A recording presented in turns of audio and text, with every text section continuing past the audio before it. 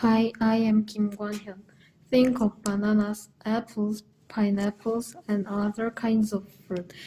What do they taste like? Yes, they are sweet. However, sometimes we want to make them sweeter. How can we do that? Do you know watermelon tastes sweeter with salt? It sounds strange, but a pinch of salt brings out its natural sweetness.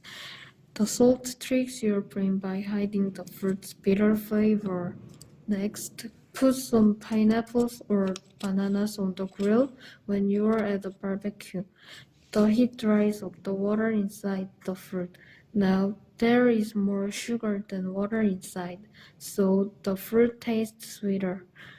Finally, it's time to shake things up. Put an orange inside the box. Then shake the box for a couple of minutes. Shaking makes the fruit softer, the juice inside moves around, and the fruit tastes less sour. Too much sugar is not healthy, so it's good to make fruit sweeter without it.